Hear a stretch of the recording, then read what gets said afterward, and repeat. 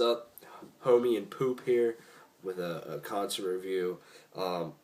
This time, going to be talking about Death Angel, 3 Inches of Blood, Battlecross, Revocation, and Diamond Plate. Saw this in Wilmington, Delaware at the Mojo 13.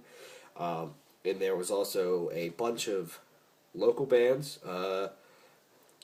Thanatotic Desire, Burial Mound, Altar of Dragon, Dagon, and Lost Continent, who started the show. So we're going to talk about them a little bit, but not going to hang our heads too much on it because they're not really the focus of the video. And it's kind of weird to talk about local bands because any local bands around our area fucking blow, but these were they're actually worthy of mentioning. So, yeah, Lost Continent. Lost Continent, breakdowns.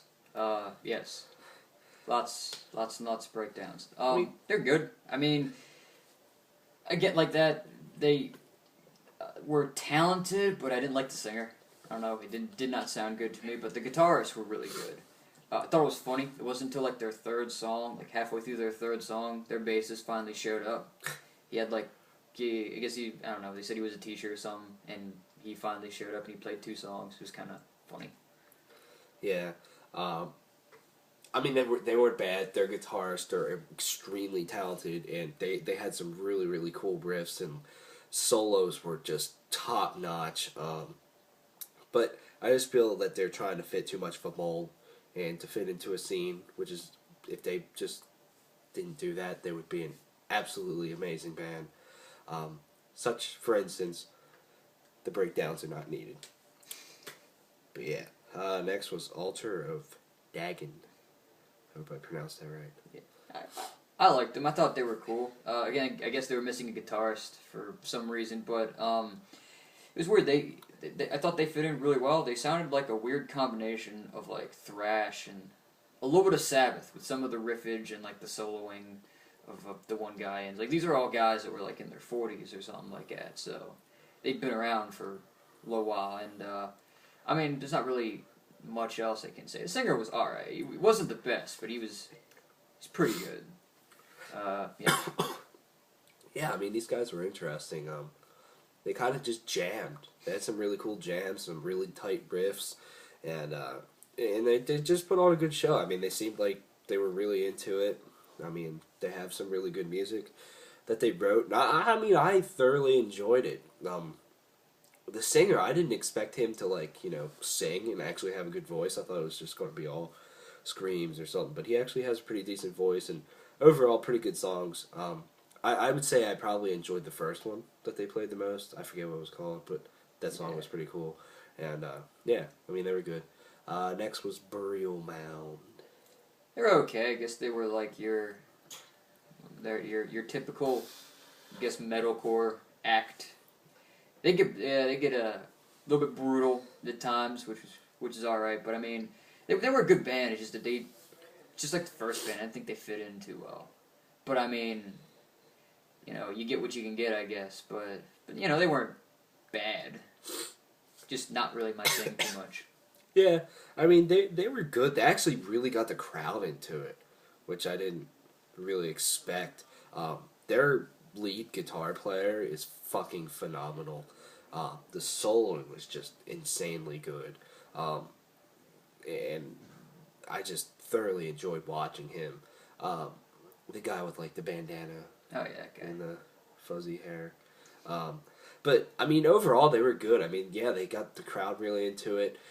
They had some really nice riffs, some really tight stuff. But once again, I feel like they're just trying to fit into a scene, and a little less breakdowns would be nice. I mean, sometimes I just felt like they were just kind of thrown in there. Sometimes I felt they were a little bit appropriate. But yeah, I mean, they were all right. So yeah, the last band was Thanatotic Desire. I hope I said that right. But yeah, I like these guys. They were. It was these guys that I first was when I kind of first realized that this is going to be a phenomenal night. Like I knew it was going to be a good show, but because these guys, they just did not care. They were like the first band that out of even all the local bands and all the other bands to look like they were having fun. while they were doing it. Like, the one guitarist that was closest to us, I guess the lead guitarist and I think, and the bassist are like, like on a little bit of the heavier side, but like they would just, have fun, smiling the entire time and like making stupid faces and whatnot. It was fun. And then I remember their last song, "Metal Never Sleeps," and that's about the only one I really remember. And they were getting into it toward the end, but I mean, they were good. Like I said, they fit in. They were thrashy. They were a bit thrashy, so I mean, they fit in perfectly, I thought. Yeah, the last song was really cool, and "The Devil Won't Let Me Die." I think that was their second song. That was really cool. They were really fast. I mean, they didn't really slow down at all. And they just had some really shreddy fucking solos and really tight riffs. And I just felt the singer and slash bassist was just metal as fuck. He just looked metal. And overall, I mean, they were really good. They were probably my favorite of the local bands. So something that I can see this band, possibly going places, and putting out some good albums and stuff like that. So I mean, definitely check out all these local bands. They're all pretty good. There wasn't a bad local band, which it's been a long time since I said that. So yeah. Now we're on to the actual tour. So the first band was Diamond Plate. And fuck. Oh, fuck yes. Yeah, they came out, and the one guitarist, Conrad, he's a cool guy, really chill. But like, it was really funny because it was kind of like right before they came on, they were playing Lady Gaga for whatever reason, and he just kind of stood there. He was kind of awkwardly, just kind of like moving a little bit along with the song, and I was like, oh. And then when they got going, and then he went, like, he kind of made that that Bond face, just kind of like. And then the second he went ham, the second he started soloing, he kind of jumped into the crowd. That was cool. That was cool.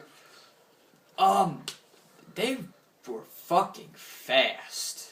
The only song that I really like knew out of what they played was "At the Mountains of Madness," and that was like twice as fast. And I was just like, whoa. That song's already really fucking fast. Too. And that's like demo speed, because if you listen to the demo version of that song, it's like almost stupidly fast. But like, the only thing was, I wish because they only had the one guitarist, I wish they would have had another one to beef out the sound a little bit, and then to continue carry on the rhythm, because they got some awesome riffs.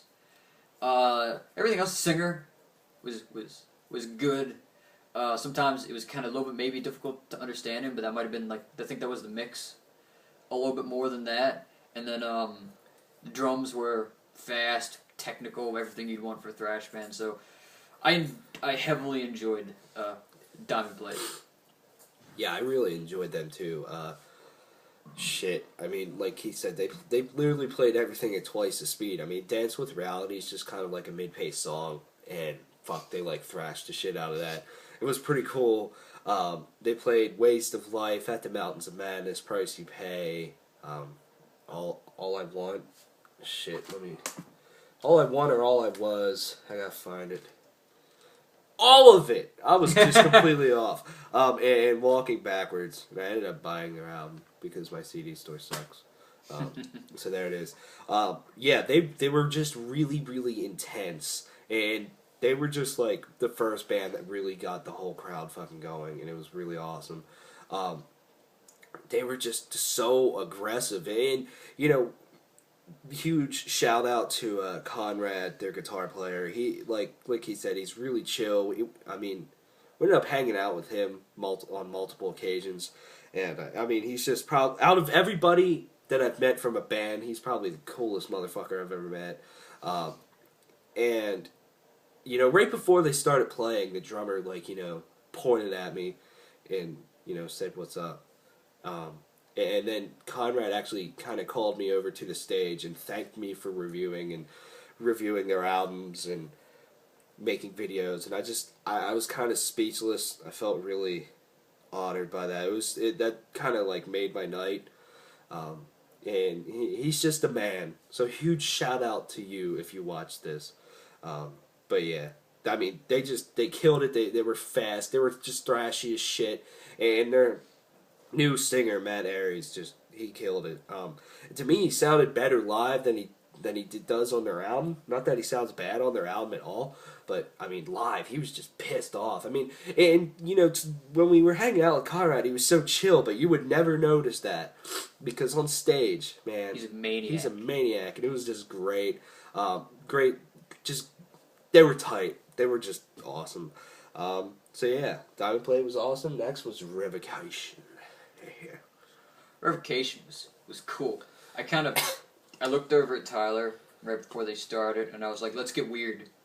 And it accurately describes that band, even live. I'm kind of more recently getting into Revocation, so I wasn't too familiar with a lot of their songs, but I thought it was cool. Don't know either of the singers' names, because I know they have the one guitarist, and they have, I think, the other guitarist who does some of the stuff, like on Dismantle the Dictator, which was awesome live. And it's just like, I kind of started to notice this here. Right about this time, it seemed like every single band, more people were showing up, and the pits were getting more violent. So I was just like, oh god. And right before they came on, I just felt like I was gonna die. It was pretty fun crazy, because the Mojo 13 is really small. It's maybe, I mean, if you've seen it through some videos, it might be where you stand, a little bit bigger than this basement. Yeah, it was pretty crazy. Revocation just kills it live. They are so tight. They just perform their music to perfection. Vocally, they are amazing live. Their guitar work is just so cool to watch. Like, some of the weird stuff in Dismantle the Dictator or Invidious, that is just such an amazing live song. What else did they play? They played Fract, The Hive, I hope I pronounced this right, but Teratogenesis. The title track of their EP that they put out from Scion AV. That song is fucking disgusting live. That ending is just so gritty and dirty and just amazing. I love that song live. They pretty much played every song that I saw them play at Summer Slaughter. Pretty much played the same exact set, and they were pretty much just as good. But yeah, Revocation just annihilates live. Very good band. Battlecross. Battlecross was fun. I mean, I remember seeing a Mayhem, and I enjoyed the hell out of them. And again, like I said, more people were there. The pits were more fun. But then, like, they started playing, and I could tell that kind of a setting, like small clubs, is more their element. Same with a lot of these bands. Like, it just seems like watching him at Mayhem, like, it was cool, but then, like, I could tell that they felt really at home in this. The singer, I forget his name, it was really, I thought it was funny, because he got the crowd to start, would jump up and down, and he was doing it, but then he's a tall motherfucker, and it looked like he was about to hit his head on the ceiling each time. It was kind of funny. But, like, yeah, they, out of everybody, I'd say even maybe a little bit like than Death Angel, they got the crowd just into it. Like, the second they started playing, literally just about everybody was headbanging like crazy. And then during Force Fed Lies, the riff that's in between the verse and the chorus, he got like basically the front 3/4 of the venue to start jumping, and it was just awesome. They were just a great band live. There's the one guitarist who smiles the entire time, like he's just such a happy motherfucker. That band looks so metal. Like, just everybody in that band just looks really metal. And then they had the drummer of All Shall Perish helping them out, because I guess something, I don't know why their drummer wasn't there, but yeah. Actually, you haven't had a drummer for a while. I haven't now. Shannon Lucas of Black Dahlia Murder fame. When he left Black Dahlia, he recorded the drums for War of Will, and so they had Adam Pearce of All Shall Perish filling in for them, and he killed it. Yeah, but like, yeah, they probably my favorite band of the night. Battlecross. They were tight. They did really good, and I really did enjoy Push Pull Destroy live. That was a fun song to listen to. Yes, and you got an awesome shirt. I did. It looks like a Pabst Blue Ribbon logo, and then it says on the back it says "Open Drink Destroy." So I'm like, that's metal, and these guys wowed me, so I'm gonna buy their shirt. Yeah. Battlecross was, like Keith said, so much better here in a smaller venue than they were at Mayhem in front of 10,000 people or something. They played an amazing set, though. I mean, they played pretty much every song that you would want Battlecross to play. Certain songs off their new album, like Beast, were just heavy as shit. And just hearing, Force Red Lies is my favorite song from them. That was awesome to hear. Push, Pull, Destroy. That place went fucking nuts when they played Push, Pull, Destroy. And it was just really, really tight. Their singer, Kyle Gunther, just is a really funny frontman. He kept going, holy shit, I'm in Delaware. Like, I guess they just didn't expect, the show at Delaware to be one of the best shows of the tour. But it was really funny. He's just like, I really am in Delaware. You guys are making me wet. It was really funny. But vocally, I mean, he's just as good live as he is on studio, if not better. This whole band, I think, is better live than studio.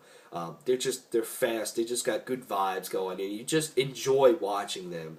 Possibly because their one guitarist just smiles the whole time, and you can't help but smile back at him. But I mean, hell, they're just such a fun band to see live. A band that I want to see many, many more times. Hopefully in small venues because they're much more fun. And that Battlecross just annihilated so much. So next was 3 Inches of Blood. Before this, and we listened to them a little bit before we left, I never really listened to 3 Inches of Blood. It was, they just kind of happened to be on this bill, and I was like, alright, I'll check them out. And at least live, they were good. They were great live. I enjoyed what I did get out of it. I mean, the singer, like, at times sounds a lot like Rob Halford because he has that high-pitched voice. And then just so much, like, what they do is just metal. What's the one song? What's the one song? Sword something. But they have, like, a lot of, there's just song names, just metal. It's awesome. But I think it was a combination, because this was literally the night after we saw Warbringer and Creator and Overkill. So I got home from that, went to sleep, woke up in like 4 or 5 hours to go to college, and then went to that, and it was at it was 11 o'clock at night right now, and I was just fading, like, I don't know, it was just really hard to keep my interest. And it's not that they were bad, it was just the circumstance of that night. If I saw them again and like it wasn't as late, and maybe if I wasn't as tired, I could enjoy them more. But just because of that, it was difficult to watch a little bit. But they were fun. They were good when I was completely conscious. I have to agree. I as well have not listened to too much 3 Inches of Blood. Not that they are a bad band at all, or that they were bad, like you said, a combination of, being tired from, one thrashy fucking show the night before, only getting 5 hours of sleep, and this show starting at, 4:30 we got there, and it's like 11 o'clock at night right now. Get a little bit tired, not eating too much, in that time period. I was a little bit tired as well, so I was just kind of, not trying to be mean, I was wishing they would get off the stage. They were really fucking loud. Actually, every band here was loud, but I just thought they were really, really loud, and it kind of was at the point where, I don't know how to describe this, where they're so loud that your ears just really start to feel weird, and then when the vocals come in, like, everything just sounds really blurred, and just everything in general sounds really just blurred and just weird. That's how I kind of felt. I mean, also too, a lot of people started to kind of just leave, because the Mojo 13 allows you to re-enter and leave as much as you want. I don't know, it's just kind of, when you know Death Angel is next, I kind of don't want to sit through 3 Inches of Blood. I don't know. I'm going to check them out though. I mean, I wouldn't mind seeing them again. It's not that they were a bad band. They have some really really tight riffs, some cool riffs, and they have some really catchy songs. I like Deadly Sinners. That's a really fun song. That's cool. And the vocalist is cool. And whatever song that they played that had the keyboard in it, like their last song or something. I don't know. Yeah. But overall, I mean, they weren't bad. It's just a combination of being really tired, like Keith was saying, and just wanting to really see Death Angel more. That's that. So yeah, Death Angel was the last band. They didn't come on till what? 11:30, 12? 11:30, 12, something like that. It was fucking crazy. Late. They actually, someone was saying that they were supposed to play 17 songs. I think they had to cut their set a lot because they ended at 1 o'clock in the morning, and I guess they just, Mojo 13 didn't want it to go much past 1, which is a shame. We ended up talking about it after the show. They could have done without, so many local bands and had the show, could actually move on time, So it's kind of, in ways, disrespectful to the headliner that drew all the people there, that put this tour together, and then they can't perform their full set for their fans. But the set that they did perform was really awesome. Yeah, Death Angel was spot on. I mean, last time I saw them was almost exactly 2 years ago, about a week or two off when they were with Anthrax and Testament, and I loved them then. And then since they put out The Dream Calls for Blood, they're touring in support of it, and it was cool. I noticed singer's name. Mark. Yeah. Mark O. I don't know how to pronounce his last name. He didn't have his dreads anymore. Well, it was kind of weird. Like I was like, oh, no dreads. But they opened with Left 4 Dead, which is a cool song, and they played a lot of cool songs that I really wanted to hear. They played Left 4 Dead. They played The Dream Calls for Blood. Like their third song in, they played Relentless Revolution, which was awesome. It's like probably my favorite song by them. They also played Sonic Beatdown. That was awesome. What else did they play? They played a shitload off their new album. They played like 6 out of the 10 songs on there. They played Caster of Shame, Son of Morning, the title track, Left 4 Dead. A couple of songs too. And then I think 2 other songs. They're not coming to me right now. Oh, Fallen and Succubus. Yes. They played those. And then they played songs he said. They played Mistress of Pain off of The Ultraviolets, which that song is just groovy and awesome. I forget what else they played. Thrown to the Wolves. Thrown to the Wolves, they did. And it was just cool. Crap. It seemed like they were, especially toward the end, when the last 1 or 2 songs they played, it was just kind of like, oh, what do we do now? Fuck it, YOLO. Fuck. The other founding member guitarist who's well, I can't say the Asian guy because both guitarists are, but the song from Ultraviolence that they played, we haven't played the song in forever, and isn't that not true or something? They played the whole album in its entirety last year, so I thought that was, I don't know. Maybe he just forgot. Maybe he was drunk. I don't know. Wouldn't doubt it. Who knows? I forget what song that was though. That's the only song I didn't really know. But it was fun. Death Angel is always a fun band. Yes. I just personally maybe wish they didn't play as much from their new album, because then they could have played. I wanted to hear Truce. Truce is another one of my favorite. I think they were supposed to, but at the time. So, but I mean, at least the way that they sounded, I guess the crowd surprised the fuck out of them, and they want to come back, which is awesome. They want to come back to the Tiny Mojo 13, which is pretty cool. But everything was solid. Everything was really solid live. Vocally, it was amazing. All the guitar work was spot on. Drums were, awesome and all that good shit. The backing vocals, I think the gang vocals are even better like live than they Yeah. are on the album. I think it just in general, with like any band, gang vocals are always better live. But like they just killed it. Like literally, my only gripe is that I think they played too much from the new album. And not that those songs are bad. I just wanted to hear a little bit more variety.